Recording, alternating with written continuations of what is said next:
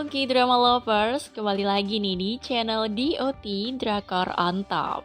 Channel yang bakal menyuguhkan drama-drama Korea top dan wajib banget nih buat kalian tonton.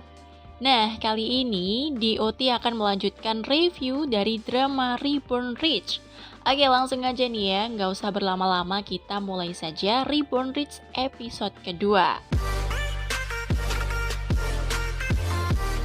Hyunwoo yang berdiri di depan Jin Yang Chol terlihat sangat kebingungan akan semua yang terjadi mengawali episode 2 kali ini. Gimana bisa pendiri Sonyang yang sudah meninggal 20 tahun lalu masih bisa hidup dan berdiri di hadapannya? Ia bahkan sempat berpikir nih kalau itu hanyalah sebuah mimpi. Ia kemudian menyentuh jasnya dan terasa nyata. Sampai akhirnya, ibu Jin Do-jun, Lee Hae-in menariknya. Ia dinasehati agar tidak bersikap seperti tadi.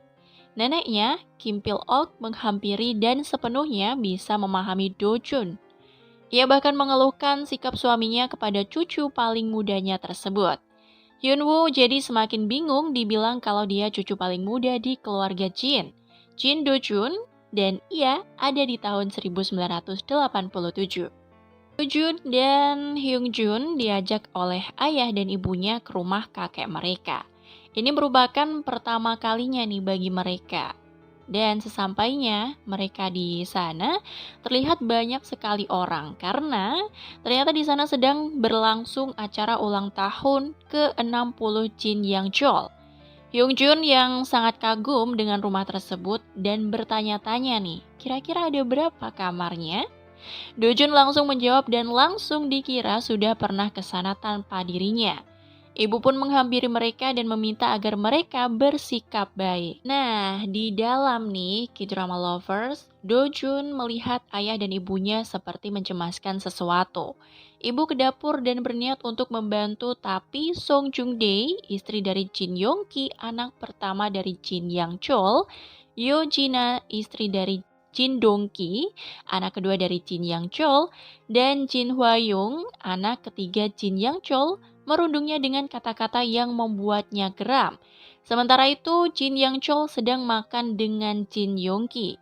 Ia mendatangkan langsung koki dari Jepang untuk sushi yang dimakan oleh sang ayah. Rupanya standar Jin Yang Chol sangatlah tinggi. Ia bahkan memperhatikan berapa butir nasi yang ada di makanannya tadi. Terlalu banyak dan ia minta agar dikurangi menjadi 280 butir. Ia kemudian harus pergi karena ada tamu dari Chung Hwa-dae yang sedang menunggunya. Nah, sambil jalan nih, K-drama lovers, ia membahas tentang Sonyang Elektronik yang dikelola oleh Jin Yong-ki. Dan ketika tahu kalau mereka masih ada di bawah Jepang, ia pun kecewa dan menuntut Jin Yong-ki untuk lebih lagi. Jin Yong-ki menghampiri Jin Yang Chol bersama sang ibu. Tapi Jin Yang Chol tidak begitu menanggapi dan menganggapnya sebagai pengemis. Ia bahkan minta ke istrinya untuk menaburkan garam setelah mereka pergi. Next, setelah Do-jun pergi ke atas untuk melihat foto keluarga, kenapa dia tidak ada? Ia juga tidak bisa mengingat apapun tentang Jin Do-jun. Pikirannya kosong, lalu ia melihat Jin Yang Chol bicara dengan perwakilan presiden terkait dengan tawaran agar Sonyang bergabung. Seakan tidak tertarik, Jin Yang Chol membuka sebuah kotak dan menunjukkan medalinya. Sementara itu, Do-jun terus melihat-lihat. Lalu ia pun melihat Song-jun, anak dari Jin Yong-ki, mengambil sesuatu. Song-jun terkejut dan jatuh. Ia juga memecahkan vas. Hyung-jun melihatnya dan melaporkan kepada sang ayah. Para ayah lalu ke sana dan Song-jun meletakkan sesuatu di tangan Do-jun dan menyuruhnya untuk mengakui kalau dialah yang telah memecahkannya. Ia adalah calon pewaris dan semua orang akan lebih mendengarkannya alih-alih Do-jun. Saat ayah sampai, Song-jun pun menjalankan rencananya. Ayah mengonfirmasi ke Do-jun dan Do-jun membantahnya. Ia mengatakan yang sebaliknya dan menunjukkan kalau Song-jun berusaha mengambil sesuatu milik pimpinan dan ia pun memergokinya. Dan untuk membuktikannya, ia pun mengambil barang yang dicuri oleh Song-jun yang disembunyikan di saku Song-jun, kemudian menunjukkannya ke semua orang. Song-jun pun marah dan memukul Do-jun. Kakek kemudian datang dan melihat apa yang telah terjadi. Ia lalu menarik Songjun dan menunjuk apa yang sudah dipecahkannya. Yang terpenting bukan vas tersebut, melainkan tanggung jawabnya sebagai pewaris dari Sunyang nanti. Maka dari itu, dia pun harus bisa mengendalikan emosinya. Dojun teringat apa yang dia baca di buku Jin Yang Chol di masa depan dan ia melihat sendiri sejarah tersebut. Tidak tahu kenapa, ia lalu berlari keluar dengan segala kebingungannya. Dan rupanya Dojun ini mendatangi restoran keluarga aslinya, keluarga dirinya sebagai Hyunwoo. Di sana dia menangis melihat sang ayah, ibu, dan juga Hyunmin. Seseorang terlihat mengawasinya dan melaporkannya kepada ayah dan ibu Dojun. Dia lalu masuk dan memesan makanan. Kemudian ibu Hyunwoo mengantarkan makanannya dan melihat wajah Dojun terluka. Ia pun memberikan plester. Dojun menangis sambil mencicipi makanan tersebut. Tapi kemudian ibu Dojun datang dan mengajaknya pulang. Di perjalanan pulang, Dojun menangis karena bersyukur bahwa ibunya sebagai Hyunwoo masih hidup. Nah, kemudian nenek berbicara dengan sang kakek sambil menuangkan teh dan menyesalkan apa yang kakek katakan tadi sampai membuat Dojun ketakutan. Kakek sendiri tidak menganggap Dojun dan ayahnya sebagai anak beserta cucunya. Ia malah menyebut banyaknya uang yang ia gunakan untuk membiayai pendidikan ayah Dojun dan semuanya sia-sia. Sementara itu, di kamarnya, Dojun sedang melihat foto masa kecilnya sambil memikirkan kenapa ia ada di sana. Ia teringat ketika ia meninggalkan kedai, ada anak lain yang menjadi dirinya sebagai Hyunwoo. Ibu lalu datang dan mengajaknya berbicara. Katanya dia mengalami hal yang sama seperti Dojun, taunya tidak seperti yang dia maksud. Sekretaris sang kakek datang membawa berita yang ada di dalam surat kabar. Berita tersebut berimbas kepada Sunyang. Jin Yong-ki dan Jin Dong-ki datang karena masalah yang sama dan juga menyarankan agar kakek melepaskan Sunyang semikonduktor. Dojun datang dengan alasan mau minta maaf kepada sang kakek. Nenek menyambutnya dengan hangat, tapi tidak dengan kedua bibinya. Karena kakek sedang rapat, dia pun diminta menunggu. Sambil menunggu, ia membaca surat kabar. Jin Hwa-young dan suaminya Choi Chang-jae datang. Keduanya masuk ke ruang kerja kakek. Mereka membicarakan tentang pada siapa kakek akan memberikan dukungan pada pencalonan presiden. Semuanya tidak ada yang memihak pada Roh Tae-woo. Rapat pun berakhir, para paman dan bibi Dojun menganggap sinis kedatangannya dan bahkan bilang kalau ayahnya yang menyuruhnya. Dengan sangat percaya diri, Dojun mengatakan kalau ia mau mengganti vas yang pecah kemarin. Semua menertawakannya. Berapa banyak ia akan menggantinya? 5.000? 50.000? Bukan 5 juta. Semuanya makin tidak percaya, apalagi sang kakek menyarankan agar Dojun mendukung Roh Tae-woo sebagai presiden. Diam-diam kakek mendengarkan dari ruang kerja. Tidak ada satupun dari mereka yang percaya, ia lalu diantar pulang oleh sopir. Sebelum ia pergi, muncul berita tentang kandidat lain yang gagal hingga Roh Tae-woo menjadi calon tunggal. Sekretaris kakek berlari dan memanggil Dojun kembali. Dojun berbicara dengan kakek bersama dengan sekretaris Lee. Kakek menanyakan bagaimana ia bisa mengetahui yang akan terjadi. Dojun menyamakan pemilihan presiden dengan pemilihan kelas yang dialaminya. Ketika kandidat 1 dan 2 ada di atas, mereka akan saling menjatuhkan. Karena itulah, pihak yang tidak mungkin menang akan punya kesempatan menang. Dojun juga menyarankan agar kakek memberi banyak uang kepada Roh Tae-woo saat ia masih ada di peringkat 3. Karena kalau kakek memberinya saat sudah menjadi yang pertama, maka ia akan menyia-nyiakannya. Sebelum pergi, kakek memberikan pertanyaan kepada Dojun berdasarkan istilah.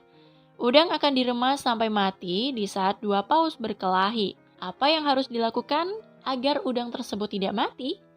Dojun pun tidak menjawab dan menganggap kalau Dojun sama kayak anak lainnya. Nah, di luar nih, K-drama lovers, paman dan bibinya sudah menunggu dengan pertanyaan yang sama seperti kakek tanyakan. Dan Dojun menjawab dengan candaan yang kerap dilontarkan oleh kakaknya. Sementara itu, kakak yang berjalan dengan sekretaris Lee mengatakan alasannya kenapa ia terobsesi dengan semikonduktor. Berawal dari buruh pabriknya yang demo minta kenaikan gaji. Sejak saat itu, dia berpikir untuk tidak menggunakan buruh. Sementara itu, Jin Yong-ki dan Jin Dong-ki melakukan penyuapan pada dua calon presiden lainnya. Setelah belajar, Do Jun menemukan jawaban atas pertanyaan sang kakek. Ia ke kamar dan menelpon nenek untuk berbicara dengan sang kakek. Namun sayang nih, kakek ternyata sedang perjalanan bisnis ke Baghdad dan baru bisa kembali tanggal 29. Ia menanyakan nomor penerbangan sang kakek, akan tetapi ia teringat kalau pesawat tersebut akan mengalami kecelakaan. Waktunya tidak banyak lagi, ia lalu keluar dan menelpon maskapai penerbangan dan memberitahu kalau ada teror bom di dalam pesawat. Petugas tersebut tidak percaya dan menganggapnya hanya sebuah lelucon. Masih tidak mau menyerah, Do Jun lari ke rumah kakek dan menemui sang nenek. Ia meminta kepada nenek untuk menelpon sang kakek. Di dalam telepon, Do Jun menyampaikan jawaban dari pertanyaan sang kakek. Karyawan kakek lalu mencatatnya. Sayang, ketika kakek datang bersama dengan timnya, karyawan tersebut malah kehilangan catatannya. Selanjutnya, Do Jun hanya bisa menunggu berita di televisi. Lah, kakaknya nih malah mengganti saluran tersebut. Mereka jadi berebut dan ketika Do Jun mengganti salurannya, muncullah berita kecelakaan pesawat yang ditumpangi oleh sang kakek. Seluruh keluarga kemudian berkumpul di rumah kakek. Semua nangis ketika Jin Yong-ki mendapat kabar kalau kakek menjadi salah satu korban. Tidak berselang lama, kakek datang bersama dengan sekretarisnya dan dalam keadaan sehat. Ia masuk ke ruang kerjanya dengan para putra, sedangkan sekretaris Lee menjelaskan ke semuanya kalau kakek kembali karena ada urusan mendesak di Seoul. Di ruang kerjanya, ia menyampaikan ke Jin Yong-ki dan Jin Dong-ki kalau ia membeli Yongchin Semikonduktor. Keduanya mengira kalau kakek telah merelakannya, akan tetapi kakek bilang kalau ia akan membesarkan udang agar tidak terhimpit dua paus yang sedang terhimpit. Ternyata catatan dari Do Jun ada di dalam dokumen sang kakek. Kakek baru membacanya ketika di dalam pesawat. Ia seharusnya pergi ke Abu Dhabi langsung beralih ke pesawat menuju Seoul. Itu yang Do Jun tulis termasuk saran untuk membeli Yongchin Semikonduktor. Tak lama kemudian Roh Tae-woo terpilih menjadi presiden. Kakek menelponnya dan meminta imbalan agar Sun-yang memanipulasi bisnis semikonduktor. Sepertinya Roh Tae-woo menyetujuinya dan kini di depan kakek ada Do Jun. Usai telepon, kakek menanyakan seberapa jauh yang Do Jun ketahui tentang masa depan. Ia mencurigai apa Do Jun berasal dari masa depan. Do Jun yang ketakutan membenarkan kalau dia tahu bukan tentang masa depan, tapi isi hati kakek yang mengharapkan dukungan. Di luar, paman dan bibi penasaran apa yang dibicarakan mereka. Kakek memberikan hadiah kepada Do Jun karena berhasil menjawab kuisnya. Ia ditawari uang tetapi menolak. Ia memilih tanah dengan banyak pohon. Ia menunjuk sebuah tanah tempat membuat tembikar. Tapi ada satu lagi keinginannya. Namun sayang, kakek hanya memberi satu hadiah. Do Jun kemudian menawarkan yang tidak bisa kakek beli. Surat penerimaan Universitas Seoul, jurusan hukum. Ia akan berhasil masuk universitas dengan jurusan tersebut. Kakek pun setuju dan membuat kesepakatan. Next, keduanya pun turun layaknya kakek dan cucu tersayang. Kakek memberi pengumuman kalau mulai dari sekarang, Do Jun dan keluarganya akan datang setiap pekan untuk makan bersama. Semua orang menatap sinis Do Jun setelah kakek pergi. Do Jun sekarang tahu alasan kenapa ia menjadi keluarga tersebut, yaitu untuk mengetahui siapa salah satu dari mereka yang membunuhnya. Selanjutnya, ia berjalan melewati mereka dan juga keluar. Nah, K-drama lovers, kita pun lalu dibawa nih untuk melompati waktu. Do Jun akhirnya diterima di Universitas Seoul jurusan hukum dengan nilai terbaiknya. Ia pun dikerumuni oleh wartawan dan ia hanya tersenyum dan menyebutkan namanya Jin Do Jun. Nah, itu dia K-drama lovers, review drama Korea Reborn episode 2. Ikutin terus ya Drakor on Top untuk mendapatkan review drama Korea top dan seru banget untuk ditonton.